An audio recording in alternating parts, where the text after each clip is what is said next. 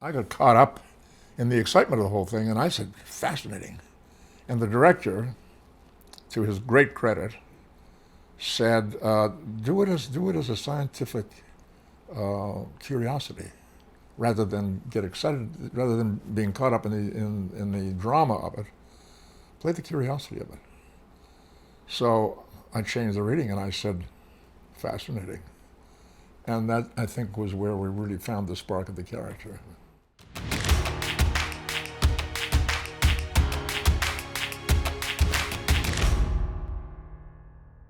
Evidently, he called my agent and said, I'm doing a pilot for a television series, and I have a role that I have Leonard Nimoy in mind for. And I took it with a grain of salt, because a lot of things have to happen before he gets the pilot sold, and you get the job in the pilot, and then the pilot has to sell for the series. And, it's a long trip. But sure enough, 2 or 3 months later, he called the agency and asked to look at some other footage of me to see what the range was. So we gave him a piece of footage from, I think it was a Dr. Kildare show that I had acted in, where I played a very retiring, shy, kind of poetry spouting guy.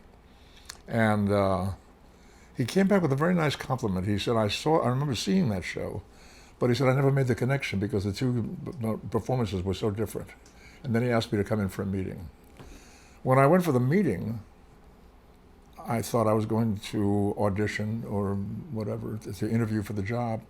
And I discovered that he was actually had made up his mind, that he was really showing me all the various aspects of the development of the Star Trek pilot, and wanted me to do the part.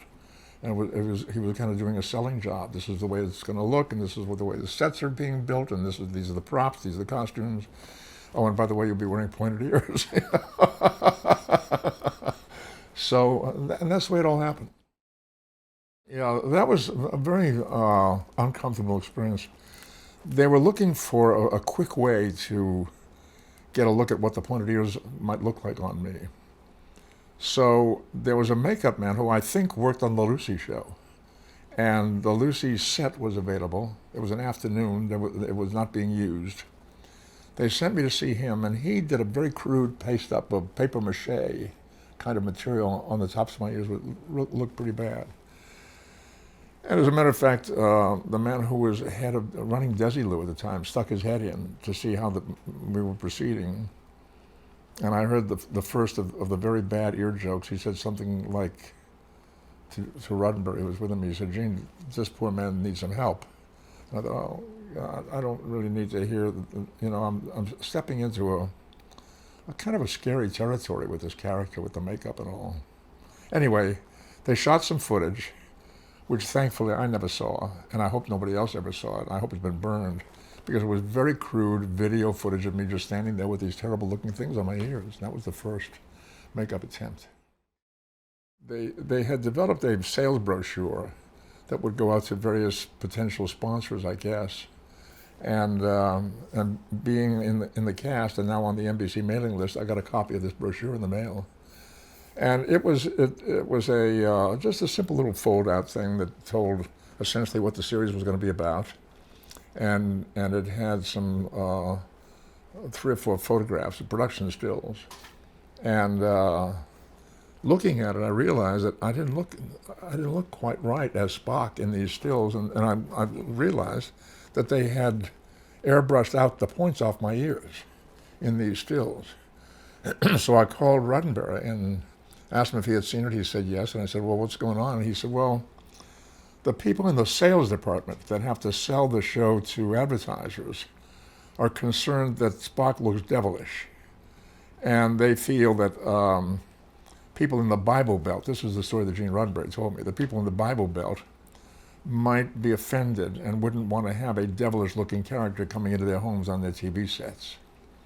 So in order to downplay the Spock character and the devilish aspect, they airbrushed out the pointed ears. And, by the way, I guess the programming people said to Roddenberry, keep this guy in the background, we don't want to see a lot of him. And that's the way we started. I think even after we had made the 2 pilots, I was still searching for for the core of this character and how he functioned. And my memory is that we were shooting an episode in which we're on the bridge and we're being challenged by some strange, seemingly powerful thing out in front of the ship that's getting in our way, obstructing us. And whichever way we turn, it's there again. So it has this ability to kind of control us in a way. And there's a lot of chaos on the bridge, commands being given and people running around station to station. Well, what are we going to do and how do we deal with this? Should we shoot at it? What should we do? And Spock was given one, not a line, but a word to say, and the word was fascinating. And I got caught up in the excitement of the whole thing, and I said, fascinating. And the director, to his great credit, said, do it as a scientific curiosity, rather than get excited, rather than being caught up in the drama of it. Play the curiosity of it. So I changed the reading and I said, fascinating. And that, I think, was where we really found the spark of the character. Yeah, I've written about that. It's a task that falls to the actor, I think, to maintain the authenticity, the continuity of the character, because the writers change, the directors change, the producers change, season to season, or even during the course of a season, you get a lot of changes. During the course of a season, you may have a lot of writers, several directors. You may keep a team of producers, but they do change. And often you'll get a script where they have the character doing something that is the antithesis of something that was established for the character earlier. I mean, it may be some simple fact where somebody says something about where the character came from or was born, and now they've got him in a different place. They say, no, we said 3 episodes ago that he was born in such and such a place or whatever, so you have to correct that. But even more than that, it gets down to the nuance of the character, how the character talks, how the character responds to situations. And it is the actor who has the responsibility of maintaining that continuity. It was complicated. Bill Shatner was hired as the star of Star Trek, and we all understood that. He was the captain, not only in command of the ship, but he was hired as the name. He had some reputation. He had some background in TV, other series, and so forth. I didn't. Nobody else did.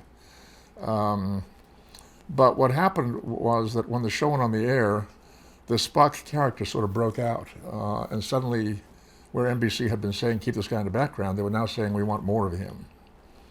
And it led to some difficulty in the script, because some of the scripts that had already been written in advance had Spock in a very minor position in terms of his presence. Now suddenly they're saying, well, write him into some more scenes, and we had that scramble. And it became a show that very much depended on the relationship between at least those 2 characters, and sometimes even the 3 with Dr. McCoy, DeForest Kelley's character. And it took some time, psychologically, emotionally, creatively, to work out the proper balance. And Bill and I were very competitive with each other, very competitive. I had been around for about 15 years, jobbing around in films and television. So I wasn't new to the business. I didn't have the experience that he had, but I was around enough to know what I had to do to protect sort of my territory and to give this character a chance to breathe. And Bill had his agenda, and so did DeForest. So it took some time to find the balance, but eventually we did. Yeah, well, I've said, and again, written about the fact that my character of Spock worked well because of his flamboyance. I could take the quieter, more thoughtful position. And Bill brought a tremendous energy to the show. What he did was attack scenes and attack the action. And I, as Spock, could kind of, cock an eyebrow and make my comment quietly. I don't remember exactly when it started. I wish I did. I'm sure some writer along the way gave us a moment where he referred to me as some green-blooded creature or something. Insulted me in his way, and I insulted him right back. And I guess they found it funny, which it was. And so what happens in a series is when you come across a moment like that, where a chemistry happens, hopefully the producers and the writers see it, and begin to work it, begin to develop it. And little by little, they gave us more and more of that. And that supposed enmity between Spock and Kirk, between Spock and the Doctor, was developed as a sort of a running gag, and the audiences loved it. They loved to see these two really lovable characters, both of them, go at each other in this funny kind of way. The same thing was true with other aspects of the characters. There were times when I have a habit of raising an eyebrow in response to some question or a moment or something. I guess the writers or the producers saw me do it. Maybe they were in the screening room and saw that and kind of laughed at it. And then, so then they began to write it in the scripts. They'd have somebody say something and they say, cut to Spock, he raises an eyebrow. You know, it became part of the characteristic. Gene was a very complex man. Very, very bright man. Very complex. He had his own needs and his own agenda. He did not stay with us through we did 3 seasons. He did not stay with us through the 3 seasons. He was very much present during the first and most of the second.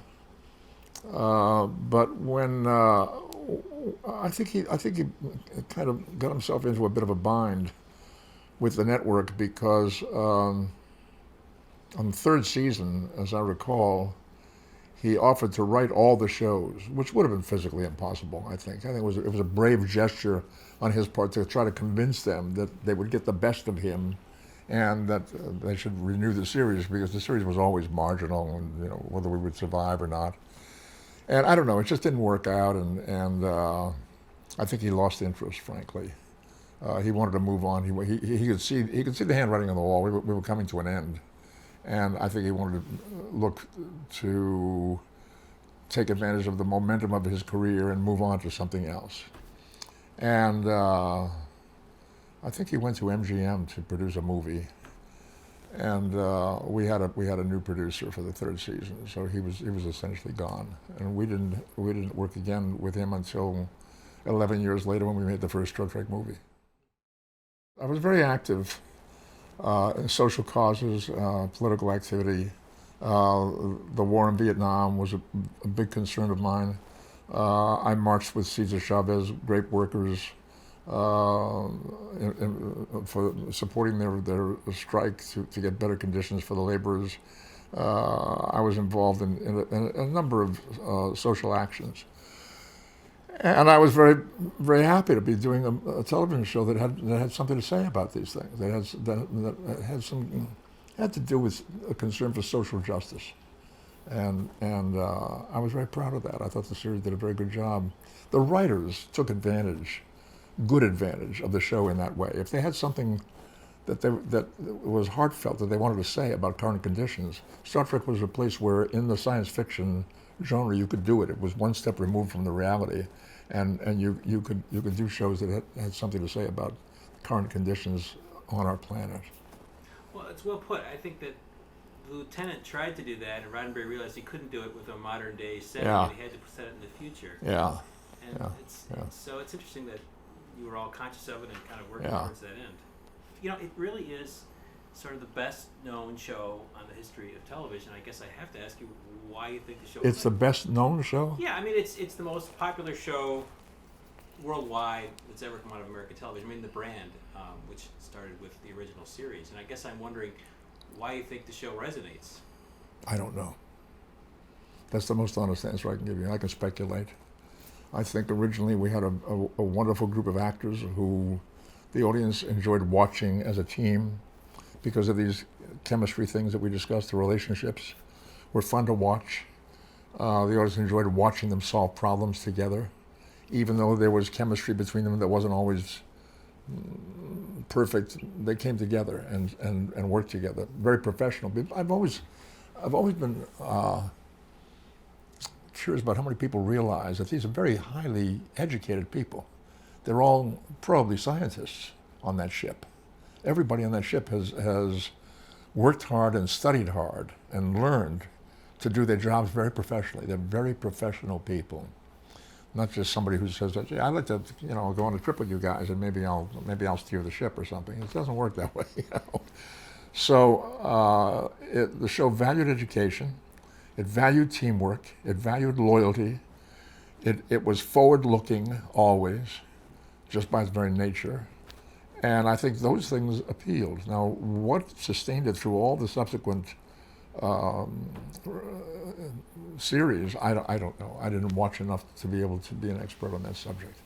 And then when we started making the movies, that was a whole other experience. But, and now with the success of the latest movie, people are going back, people who didn't pay attention to the original series are going back and buying the episodes to see what the root of it all was all about. I first acted in science fiction in 1951, maybe 1950 or 51. I acted in a forerunner to television. It was the thing that we used to call a serial, Saturday afternoon episodes, 15 minutes each, of a continuing story. They were called cliffhangers because at the end of each of these 15 episodes, the hero or heroine would be in terrible trouble, and you had to come back next week to see if they survived. And sometimes the person would be hanging from a cliff at the end of the episode. I acted in one of those called Zombies of the Stratosphere. And yes, I was one of the zombies. So my experience with science fiction went way back, long before Star Trek. And it's true that Star Trek was strongly based in scientific possibility, not necessarily in scientific fact. Some of it was factual, but a lot of it was based in real scientific possibility about things that could be found to come true in the future. And I think that gave the show a certain kind of substance that was valuable. I admired Mission when I was watching it.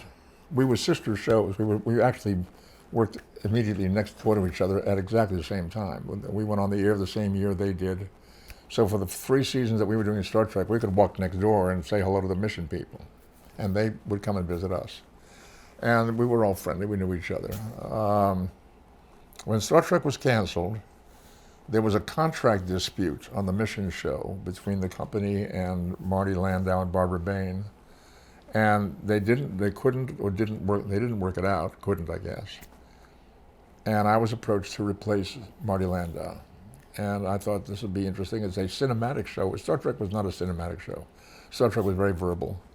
And Mission Impossible was minimal dialogue, lots of visual explanation of the plot. And I admired it, and I thought it would be interesting to do all these various characters. And I did, for 2 seasons. I played European dictators, I played South American dictators, I played a Japanese guy, I played blind men, I played a robot, I played all these various characters. They were impersonations, they weren't real people. And the character that I was hired to play, a character called Paris, who did these impersonations, was also not a real person. There was no dimension to Paris. We never learned a thing about his life. One time, we shot a scene where we see Paris's apartment, where he comes in, obviously after an evening out, comes in black tie, nicely dressed. Phone is ringing, picks it up, and he's being called by to come and join the mission team. That's the end of his personal life. We never saw anything else. So I realized that it was the exact opposite of my Star Trek experience. Playing Spock had been all about my internal life, and I could live with that and work with it. And as an actor, it was great material to deal with. I had none of that on Mission. It was all superficial. Once I got the dialect down right, and we got the makeup down right, it was done. It was over. People in many of the shows that I was in, people didn't even realize I was in the show because I was hidden behind so much makeup. You know? That was okay, and I was being paid very well. They were very generous. I had a 5-year contract. At the end of 2 years, I said to my agent, I've got to get out of here. I can't do this anymore. The same characters started to come around again, the European dictator, the South American dictator. I can't do this anymore. I need some internal life in what I do as an actor. And these are all charades, and I can't do it anymore. And they finally, they let me out of the contract, and I was thankful, and I went about my business doing a lot of other different kinds of work. My agent just about went nuts because he looked forward to cashing that check that he got every week, year after year. And for a long time, he wouldn't even tell the studio I wanted to leave. He wouldn't do it. I kept saying to him, "Have you told them yet?" "No, kid, I'll get to it. We'll talk about this." Just kept postponing it. He thought maybe I'd had an argument or something happen on the set, and I would get over it.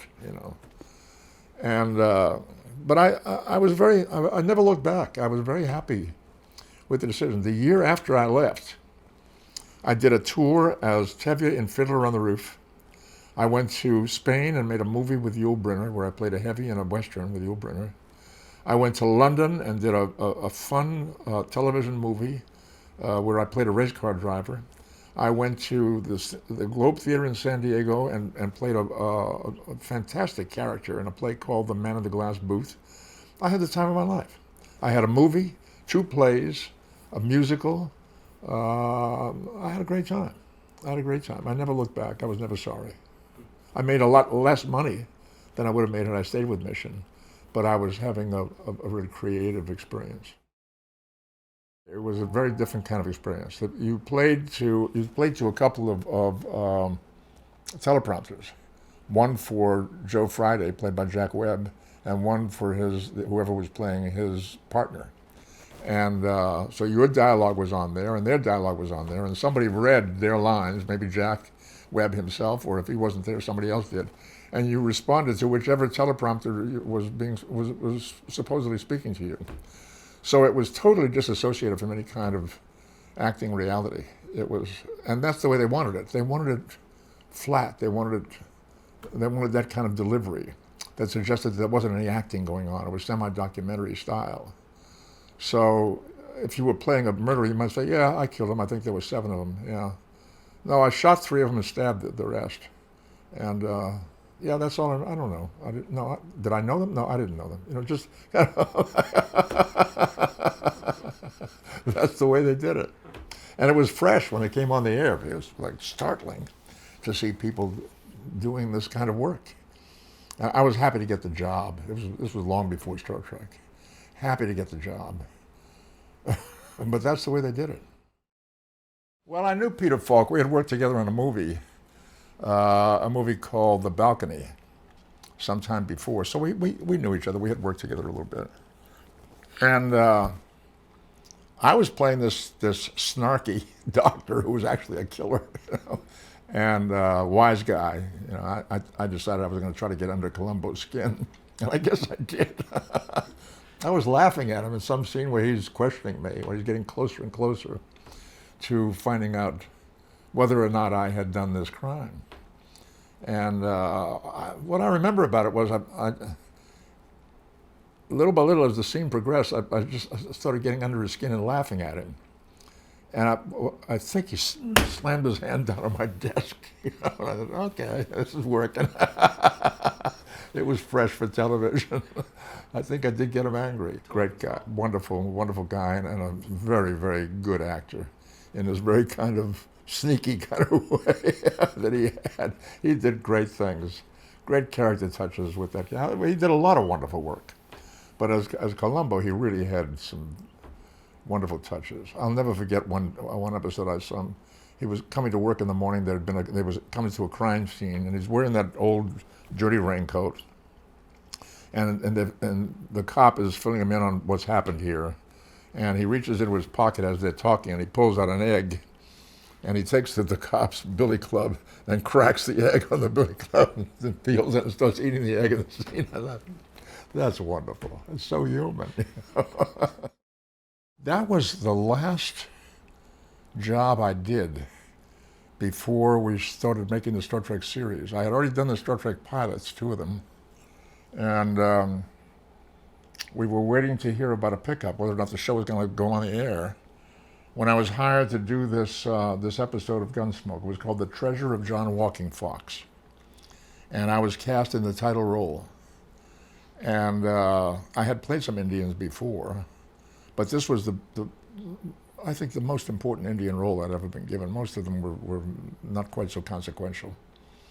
And when we started doing the show, when we started shooting, I'd gotten word that we're going to start doing Star Trek. So I was kind of really feeling good. I thought I've got a steady job coming up. And it's true, the character was designed to be enigmatic, so you didn't quite know. He had an interesting plan. A very close friend of his, a white man, Caucasian, had been murdered. And John Walking Fox decided that he worked out a plan where the killers would reveal themselves. It was a very clever plan that he had worked out. And he claimed that he had a treasure hidden away, and he got these people out looking for this non-existent treasure, and they were all killing each other, killing themselves. So he was achieving justice through this very clever plan that he had. And then at the end, he has a scene with Marshall Dillon where Dillon kind of senses what's been going on here. And Walking Fox doesn't give it away. He just he plays it deadpan. And you can't imagine why these people don't kill themselves. It was a clever script, and it's right. Walking Fox had some of the Spock characteristic.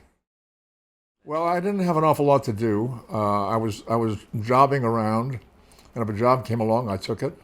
I was trying to support a family. I do remember that I think I did The Untouchables 2 or 3 times, and one time that I was very excited about because there was an actor named Luther Adler who was in the show, and I was playing one of his guys. I was playing a character called Packy, which I assumed meant that I packed a gun for my boss, who was Luther Adler. And I just kind of followed him around in scenes. And I was excited because I admired his pedigree. He was a very well-established theater actor. He had played the original title role in a play called Golden Boy, which was a big success on Broadway in the 1930s or 40s, and then made it into a movie starring William Holden. He came out of a company called the Group Theater, which I had studied and learned a lot about. The Group Theater was kind of the original users of the Stanislavski method of acting in the United States. They've kind of inherited it from Stanislavski's company in Russia.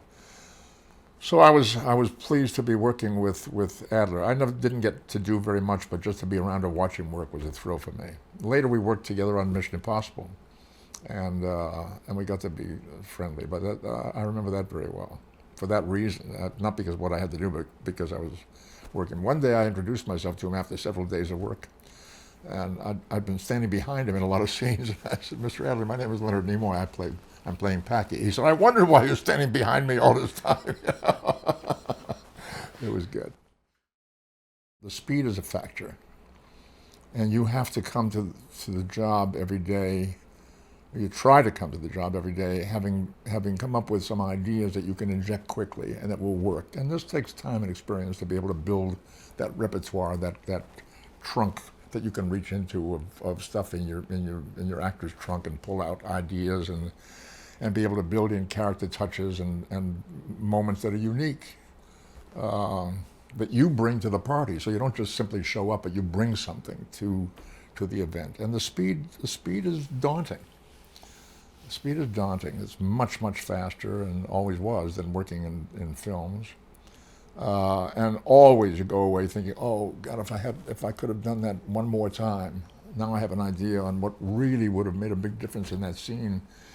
And you try to stay ahead of that. You try to stay on top of it. You try to bring with you the stuff that you can implement immediately, because you're not going to get a lot of chances once the scene's in the camera. So, "No, we got that. We're moving on." So the speed is a challenge. As we're sitting here talking now, it is 1965, about 44 or 45 years since I first was photographed as the character in the very first pilot, maybe about 45 years, yeah. The character has aged. In the most recent movie, the character was written to be 175 years old, so that's aged. And I think it's fair to say that in that movie, the character of Spock that I played was about as close to myself, really, as I've ever been in the character. I just let myself be there as me in the character having evolved to the point where he no longer has the internal struggle that he used to have. He's now resigned with all of that, now feeling resolved with all of that, and comfortable with himself. Zachary Quinto, who has inherited the character, was playing the exact opposite. He's playing a Spock even before the Spock that I played in the television series. So, and I think he did a wonderful job of showing us the roots of the character and the roots of the character's inner turmoil, which then evolves into the character that I portrayed in the series. So the character has had a lot of interesting arc to work with over these last years. Yeah. When I was cast as Spock, I had been jobbing around in films and television for about 15 years. I had never had an acting job in TV or a movie that lasted longer than 2 weeks. In 15 years, I was always looking for the next job, always. And for about 3 years prior to Star Trek, I had been teaching acting. So for the first time, all of my work had to do with being an actor or a teacher of acting. I wasn't working at other kinds of work for income for the first time. When Star Trek came along, I had been very diligent about learning, studying, working, learning, working. And I felt very, very ready. I felt very confident of what I knew how to do. And I didn't go to work thinking about, I'm here to make a living. I went to work thinking about, I've got to find moments today, every day, that will make this character meaningful to people, and to find his proper place in this show, to make a contribution, to make a real contribution to this show. That's what my goal was every day. Actors in television have my sympathy, in films too, but particularly in television, because of the speed that we talked about, because of the pressures and the demands. It's daunting and it's very tiring. I get into the habit when we were making the series, because I was up so early in the morning and in the makeup chair by 6 o'clock in the morning and not home till 8 or 9 o'clock at night. I get into the habit every afternoon of gulping honey to give myself a burst of energy to fight against that sugar drop that makes you get lazy at 3 or 4 o'clock, and you just when is this day ever going to end? You know, it's hard, physically hard, and you have to find ways to keep that energy up so that you don't let moments slip away, so you don't just deliver what's on the page, but bring something to it. What are we finding here? What can we discover here? Actors have my sympathy. I see it all the time. I said, boy, these people are working hard.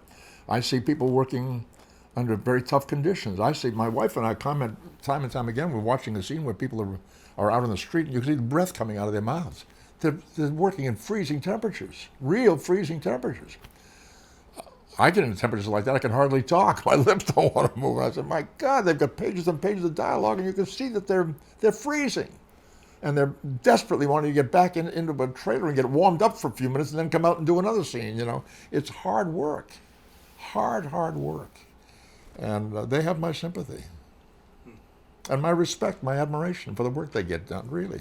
I think it's fair to say that there's a lot more reliance on very active physical camera work and special effects work, explosions, cars chases, what have you. So there's less reliance on story and performance. And when you do get to see good story and good performance, it stands out. You say, oh, there's something really gripping going on here, something that touches the human heart. When the shows depend too heavily on, and movies too for that matter, on the extraordinary accomplishments of the technology today, it's like the kid in the candy store can get very sick from eating too much candy, you know. So you want to get back to basics, which is good storytelling and good performance.